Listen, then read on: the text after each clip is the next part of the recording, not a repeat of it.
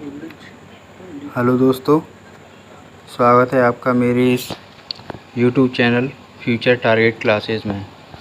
दोस्तों, आज हम बात करेंगे NCERT की सीरीज़ के अंतर्गत 6वीं क्लास के ज्योग्राफी के दूसरे चैप्टर के बारे में।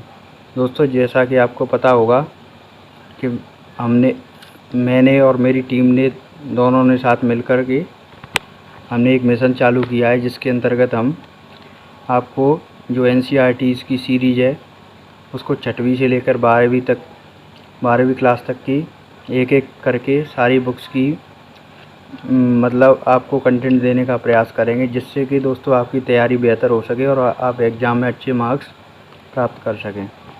तो दोस्तों, आप इस 6वीं क्लास की ज्योग्राफी के दूसरे चैप्टर को पढ़ने से पहले मैंने पहला चैप्टर पढ़ा दिया है, जिसकी लिंक मैं आपको कमेंट सेक्शन में दे दूँगा। उसको आप ज़रूर पढ़ लें, क्योंकि दोस्तों अगर आप पहले चैप्टर को नहीं पढ़ेंगे तो आपको दूसरा चैप्टर समझ नहीं आएगा। तो मेरी आपसे रिक्वेस्ट है दोस्तों, आप पहले चैप्टर को अच्छे से पढ़ लें। तो चलिए दोस्तों, स्टार्ट करते हैं दूसरे चैप्टर के बारे में। तो दूसरे चैप्टर का नाम है दोस्तों ग्लोब, अक्षांश एवं देशांतर।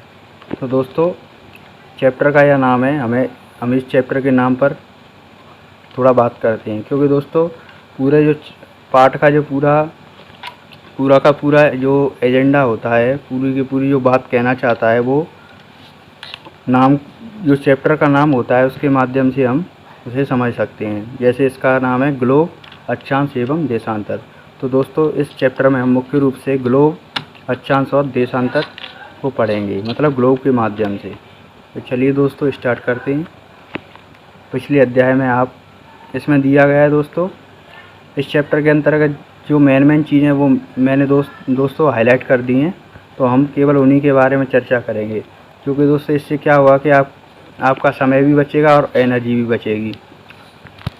ओके फ्रेंड्स, तो इसमें हम पढ़ेंगे दोस्तों, पिछले अध्याय में आप पढ़ चुके हैं कि हमारी पृथ्वी गोलाकार नहीं है।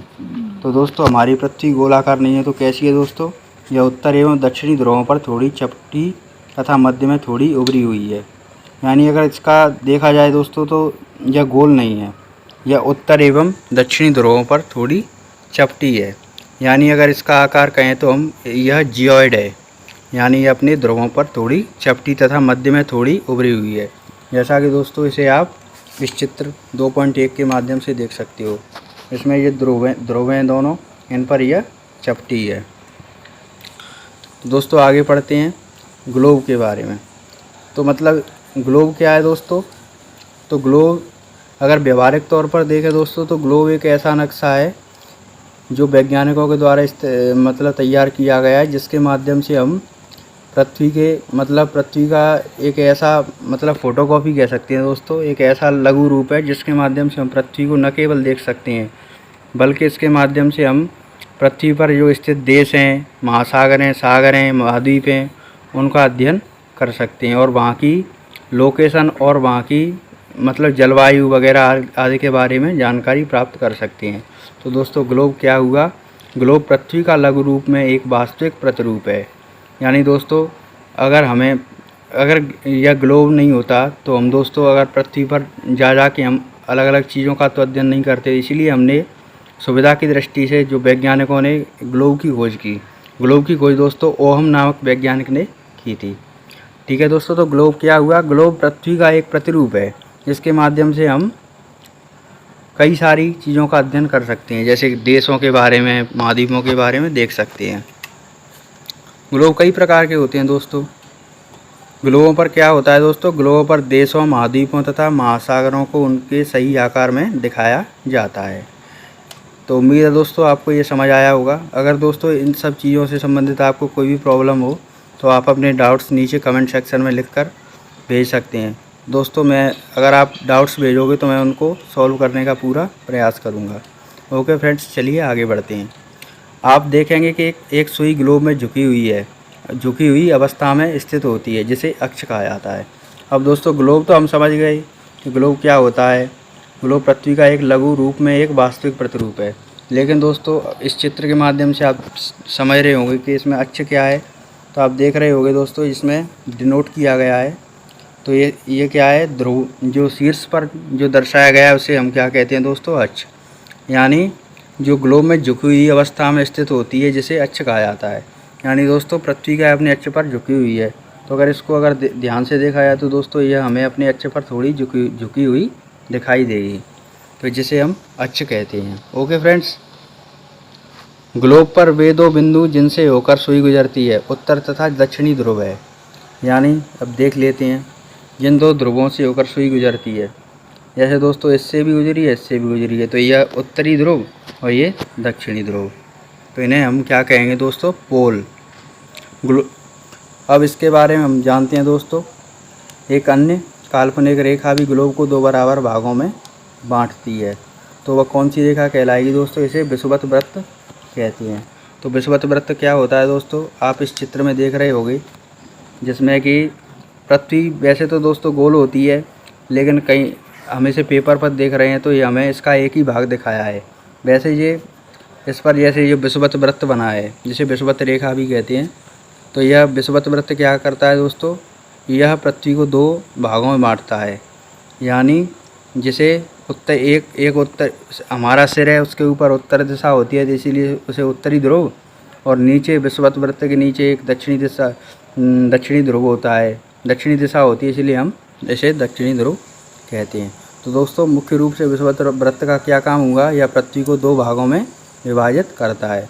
दोस्तों यह वास्तव में यह विषुवत वृत्त होता नहीं है, यह हमने अध्ययन की दृष्टि से, सुविधाजनक दृष्टि से इसे मान लिया है, जिससे कि हम इसका अध्ययन बेहतर ढंग से कर सकें और लोकेशंस यानी मौसम, जलवायु आदि का निर्धारण कर सकें।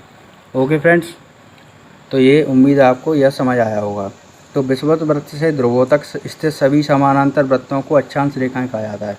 अब दोस्तों यहाँ तक तो आपने समझ लिया, लेकिन अक्षांश क्या होता है दोस्तों, अक्षांश क्या होती हैं हमने समझ, जैसे उसमें हमने देख लिया कि विषुवत वृत्त होता है, यानी जिसे विषुवत रेखा भी कहते हैं या 0 डिग्री अक्षांश भी कहते हैं।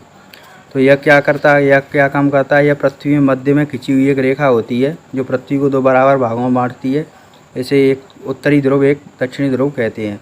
तो दोस्तों विषुवत वृत्त से ध्रुवों तक स्थित सभी समानांतर वृत्तों को अक्षांश रेखाएं कहा जाता है।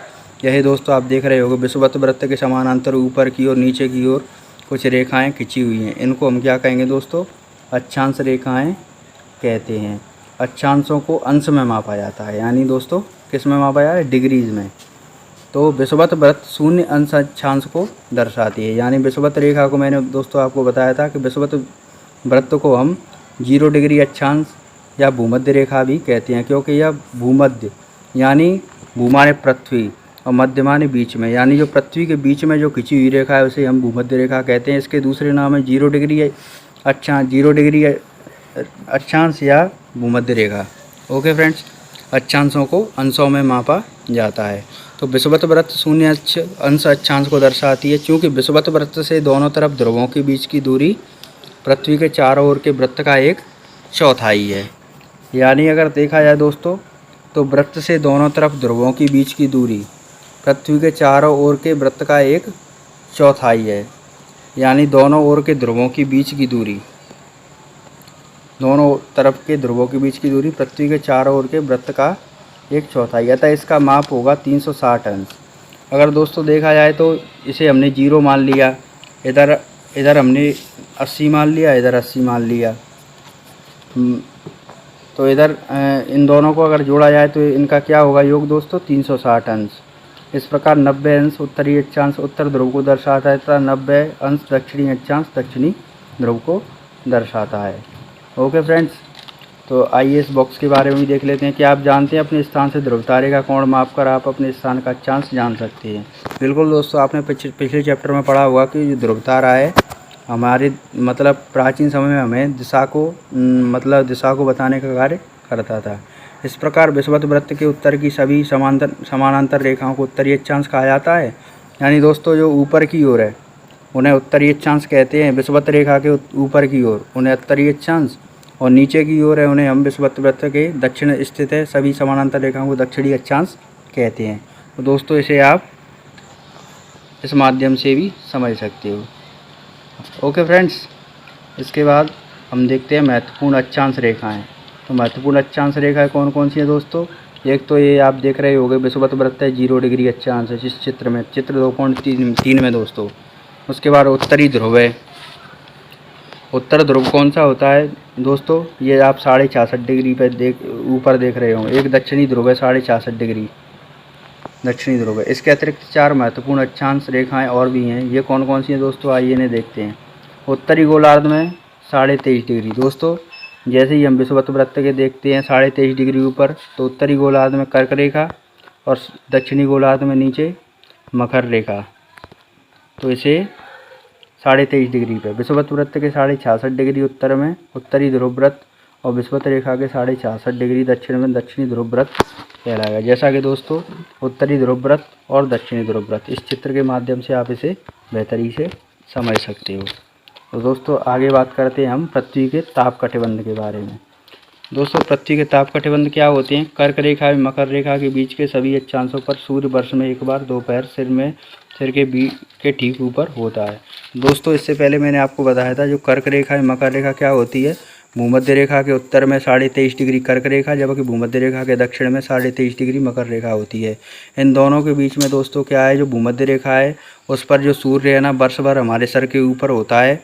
जो सर के ऊपर होता है इस वजह से क्या है कि यहाँ पर गर्मी अधिक होती है। इसलिए दोस्तों तापमान के आधार पर जो कटिबंधों को बांटा गया है, तो उसे जहाँ पर मतलब जो कर्क रेखा मकर रेखा के बीच में क्या है, सूर्य सर के ऊपर होता है, इसलिए यहाँ पर सबसे ज़्यादा गर्मी होती है। इसलिए इसे हम उष्ण कटिबंध कहा जाता है। उष्ण कटिबंध का मतलब है यह एक पट्टी है, यानी यहाँ पर सबसे ज़्यादा गर्मी पड़ती है। ओके फ्रेंड्स, कर्क रेखा तथा मकर रेखा के बाद किसी भी अक्षांश पर दोपहर का सूर्य कभी भी सिर के ऊपर नहीं होता।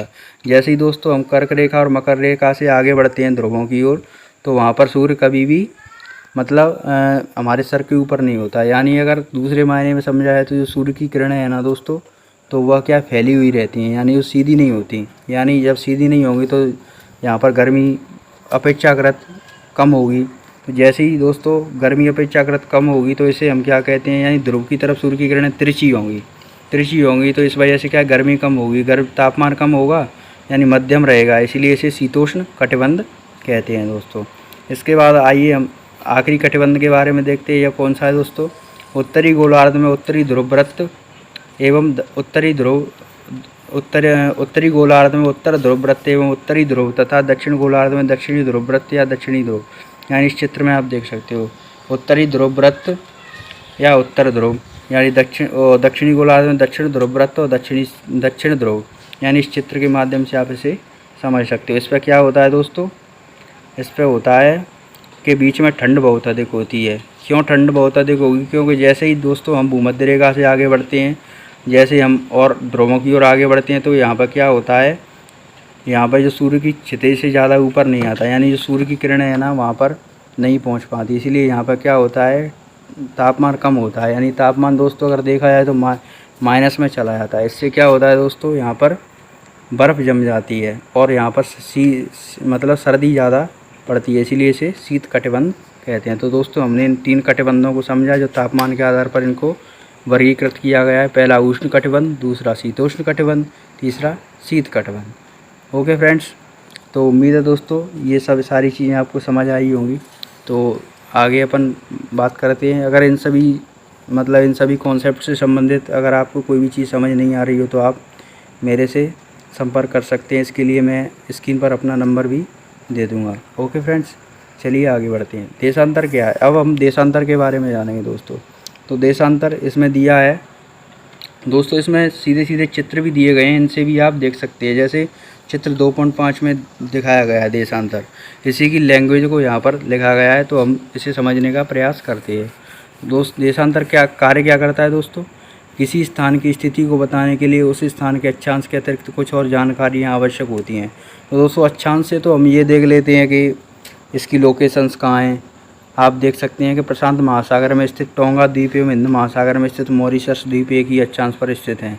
उनकी यही सही स्थिति जानने के लिए पता करना होगा कि उत्तर ध्रुव को दक्षिण ध्रुव से जोड़ने वाली संदर्भ रेखा से पूर्व या पश्चिम की ओर इन स्थानों की दूरी कितनी है। क्योंकि दोस्तों अगर हम एग्जैक्टली पता लगाएंगे तो बिना देशांतरों के इनका पता नहीं लगाया जा सकता। क्योंकि अगर मान के चलो कोई क्योंकि पृथ्वी हमारी गोल है दोस्तों। अगर हम इसे केवल एक ही अगर हम अक्षांशों के माध्यम से देखें तो अक्षांश तो क्या होता है, भूमध्य रेखा के समांतर खींचे गए हैं। लेकिन जैसे ही हम इससे इतर जाते हैं तो हमें बिना देशांतर के हम इसकी एग्जैक्ट लोकेशंस को नहीं जान सकते। तो इसी के अंतर्गत हमें देशांतर की आवश्यकता पड़ती है। दोस्तों आप याद रखें, ये केवल काल्पनिक रेखाएं होती हैं, केवल इनका उपयोग हम अध्ययन की दृष्टि से, अपनी सुविधा की दृष्टि से इसका अध्ययन करने के लिए करते हैं। बाद बाकी ये सारी चीज़ें हमारी पृथ्वी पर उपस्थित प्राकृतिक रूप से नहीं होती हैं। तो उत्तर ध्रुव को दक्षिण ध्रुव से जोड़ने वाली संदर्भ रेखा से पूर्व या पश्चिम की ओर इन स्थानों की दूरी कितनी है? इन संदर्भ रेखाओं को देशांतरी याम्योत्तर कहते हैं। क्यों दोस्तों, जो याम्योत्तर यानी देशांतर कहते हैं। तो ये देशांतर क्या कार्य करते हैं? ये अर्धवृत्त होते हैं। अगर आप दोस्तों इस डायग्राम में आप देखोगे तो ये गेंद के समान संरचना है, जैसी ये अर्धवृत्त या आधे गोले के समान संरचना बनाता है। ठीक है दोस्तों, तथा इनके बीच की दूरी ध्रुवों की तरफ बढ़ने पर घट जाती है। यानी जैसे जैसे हम ध्रुवों की ओर बढ़ेंगे तो इनकी दूरी भी कम होती जाती है। इसके बाद तब सभी देशों ने निश्चय किया, यानी जो अक्षांश समानांतर रेखाओं से भिन्न सभी देशांतरी याम्योत्तरों की लंबाई समान होती है। तब सभी देशों ने निश्चय किया कि ग्रीनिच, जहां ब्रिटिश राज की वेधशाला स्थित है, से गुजरने वाली याम्योत्तर से पूर्व और पश्चिम की ओर गिनती शुरू की जाए। यानी यह दो इस याम्योत्तर को प्रमुख याम्योत्तर कहते हैं। इसका मान 0 डिग्री देशांतर है तथा यहाँ से हम 180 पूर्व या 180 पश्चिम तक गणना करते हैं। यानी जो ब्रिटिश राज्य था, ब्रिटिश राज्य की वेधशाला है, उसको हम 0 डिग्री देशांतर मानते हैं। देशांतर का मुख्य कार्य होता है दोस्तों, यह गोलार्ध में बांटता है, जबकि वो ध्रुवों में बांटता है, जो अक्षांश होते हैं। तो ये क्या है, उत्तरी गोलार्ध और दक्षिणी गोलार्ध में बांटता है। तो इसके आगे बात करते हैं दोस्तों। ये सारी चीज़ें उम्मीद है दोस्तों आपने समझ ली होंगी। अगर इससे संबंधित कोई भी डाउट्स हो तो आप मेरे से पूछ सकते हैं। अब देशांतर के माध्यम से दोस्तों समय की गणना कैसे की जाती है? समय को मापने का सबसे अच्छा साधन पृथ्वी, चंद्रमा में ग्रहों की गति है, जो कि दोस्तों आप पहले चैप्टर में अच्छे से पढ़ चुके हैं। क्योंकि ग्रह भी क्या होते हैं, ग्रह गुरुत्वाकर्षण के प्रभाव में सूर्य की परिक्रमा करते हैं। तो क्या होता है, पृथ्वी भी, इनके ग्रहों के भी उपग्रह होते हैं जो कि ग्रहों की परिक्रमा करते हैं। तो इस आधार पर हम समय की गणना कर सकते हैं। पृथ्वी पश्चिम से पूर्व की ओर चक्कर लगाती है, अतः वे स्थान जो ग्रीनिच के पूर्व में, उनका इस समय ग्रीनिच समय से आगे होगा तथा जो पश्चिम में, उनका समय पीछे होगा। समय के अंतर की दर की गणना निम्नलिखित विधि से की जा सकती है। जैसे दोस्तों आपने देखा होगा, पृथ्वी अपने अक्ष पर 360 डिग्री घूमती है, यानी 360 डिग्री घूमने पर वह अपना एक चक्कर पूरा कर लेती है अपने अक्ष पर। तो अगर देखा जाए तो दोस्तों इसे हम 24 घंटे, पृथ्वी लगभग 24 घंटे में अपने अक्ष पर 360 डिग्री घूमती है। तो दोस्तों हमें 1 घंटे का मान ज्ञात करने के लिए हम 24 से 360 में भाग दे देते हैं, तो 1 घंटे में लगभग 15 डिग्री घूमती है। लेकिन जैसे ही हम 1 घंटे को मिनट में तब्दील करते हैं तो 1 घंटे में 60 मिनट होती हैं। तो अगर हम 1 मिनट का मान देखेंगे तो 1 मिनट में लगभग दोस्तों 4 मिनट घूमती है, मतलब 1 डिग्री 4 मिनट में घूमती है। तो क्या होगा दोस्तों, तो इसके माध्यम से हम क्या है, समय की गणना कर सकते हैं। हम मानक समय क्यों मानते हैं? अलग अलग याम्योत्तर पर स्थित स्थानों के स्थानीय समय में अंतर को हम मानते हैं। जो हमारे भारत में जो मानक समय लिया गया है वो 82.5 डिग्री मतलब मानक याम्योत्तर माना गया है। यानी याम्योत्तर के स्थानीय समय को पूरे देश का मानक समय माना जाता है। इसके माध्यम से ही दोस्तों हम समय की गणना करते हैं। उम्मीद है दोस्तों आपको ये चैप्टर समझ आया होगा। आइए हम बात कर लेते हैं इसके क्वेश्चन एंड आंसर्स के बारे में। तो दोस्तों वैसे तो आप चैप्टर पढ़ के आप खुद ही कर सकते हो, लेकिन मैं आपकी सुविधा की दृष्टि से मैं आपको हेल्प करवा देता हूँ। पृथ्वी का सही आकार क्या है? तो दोस्तों हमने पहले ही शुरुआत में ही पढ़ा था कि पृथ्वी क्या है, पृथ्वी गोलाकार नहीं है, ये अपने ध्रुवों पर क्या है, थोड़ी चपटी है, यानी यह पूर्ण गोलाकार नहीं है। तो आपके पहले ही क्वेश्चंस का यह आंसर हो गया, हमारी पृथ्वी गोलाकार नहीं है, यह उत्तर एवं दक्षिणी ध्रुवों पर थोड़ी चपटी तथा मध्य में थोड़ी उभरी हुई है। यानी अगर इसके आकार के बारे में बात करें दोस्तों तो यह थोड़ी कैसी है, जियोइड है, यानी भूभाव है। ओके फ्रेंड्स, इसके बारे में अब दूसरा प्रश्न है, ग्लोब क्या है? तो दोस्तों पृथ्वी का जो वास्तविक प्रतिरूप है उसे हम ग्लोब कहते हैं। तो मैंने आपको समझा ही दिया। कर्क रेखा का अक्षांशी मान क्या होता है दोस्तों? कर्क रेखा जो भूमध्य रेखा के 23.5 डिग्री होती है, इसका 23.5 डिग्री मान हो जाएगा दोस्तों। ठीक है। पृथ्वी के 3 ताप कटिबंध कौन से हैं दोस्तों? तो मैंने आपको बता दिए। एक उष्ण, उसके बाद दोस्तों शीतोष्ण और उसके बाद शीत कटिबंध, 3 कटिबंध होते हैं। ठीक है फ्रेंड्स। तो मेरा वह मानना है कि इस चैप्टर से आपका एक भी क्वेश्चन, मतलब अगर आपने ध्यान से समझा हुआ तो आप खुद भी इन क्वेश्चंस को आप अच्छे से बना पाएंगे, क्योंकि इनको रटने की ज़रूरत नहीं है। अक्षांश एवं देशांतरी रेखा क्या है दोस्तों? जो भूमध्य रेखा होती है उसके समानांतर खींची जाने वाली रेखाएं अक्षांश रेखाएं, तथा जो अगर अर्धवृत्त होते हैं जो 0 डिग्री से खींचे जाते हैं उन्हें देशांतर रेखाएं कहते हैं। जैसा कि दोस्तों मैंने आपको यहाँ पर समझाया था। देशांतर यानी उत्तर ध्रुव को दक्षिण ध्रुव से जोड़ने वाली संदर्भ रेखा पूर्व या पश्चिम की ओर इन स्थानों की दूरी कितनी है? इन संदर्भ रेखाओं को हम देशांतरी याम्योत्तर या देशांतर रेखाएं कहते हैं। ठीक है दोस्तों। ऊष्मा की सबसे अधिक मात्रा उष्ण कटिबंध में क्यों प्राप्त करते हैं दोस्तों? तो मैं ऊष्मा की सबसे अधिक मात्रा उष्ण कटिबंध में इसलिए प्राप्त करते हैं क्योंकि उष्ण कटिबंध है ना, वो दोस्तों भूमध्य रेखा के उत्तर में कर्क रेखा और दक्षिण में मकर रेखा 23.5 डिग्री के बीच में जो सूर्य होता है हमारे सिर के ऊपर होता है, और यहाँ पर जो सूर्य का पड़ने वाला प्रकाश है सबसे अधिक रहता है, इसलिए तापमान अधिक होता है और गर्मी अधिक, ऊष्मा की मात्रा अधिक रहती है। जब भारत में शाम के 5:30 बजे थे तब लंदन में दोपहर के 12 क्यों बजे थे? क्योंकि दोस्तों जो हमारा समय लिया गया है वो भारत का जो समय लिया गया है जो कि 82 डिग्री 30 मिनट है, जो मेन टाइम है, ग्रीनिच मेन टाइम है, उससे क्या है 5.5 घंटे आगे है। इसलिए जब लंदन में दोपहर के 12 बजते हैं तो हमारे यहाँ शाम के 5:30 बजते हैं। ओके फ्रेंड्स, चलो आइए अब हम इन सही उत्तर चिन्हित करें, इनको करने का प्रयास करते हैं। प्रमुख याम्योत्तर का मान क्या है दोस्तों? जैसा कि हमने देखा था 0 डिग्री। शीत कटिबंध किसके नज़दीक पाया जाता है दोस्तों? ध्रुवों के। देशांतरों की कुल संख्या कितनी है दोस्तों? 360। दक्षिण ध्रुव वृत्त स्थित है दक्षिणी गोलार्ध में। ग्रिड क्या है ग्रिड किसका जाल है दोस्तों? अक्षांश रेखाओं एवं देशांतरी याम्योत्तरों का। अगर हम खाली स्थान की बात करें दोस्तों तो मकर रेखा 23.5 डिग्री पर स्थित है। भारत का मानक याम्योत्तर प्रमुख याम्योत्तर है। 0 डिग्री याम्योत्तर को दोस्तों भारत का मानक याम्योत्तर 82 डिग्री 30 मिनट पर स्थित है, यानी इसको हम यहाँ पर देख सकते हैं। 0 डिग्री याम्योत्तर को प्रमुख याम्योत्तर के नाम से जाना जाता है। देशांतरों के बीच की दूरी ध्रुवों की तरफ घटती जाती है।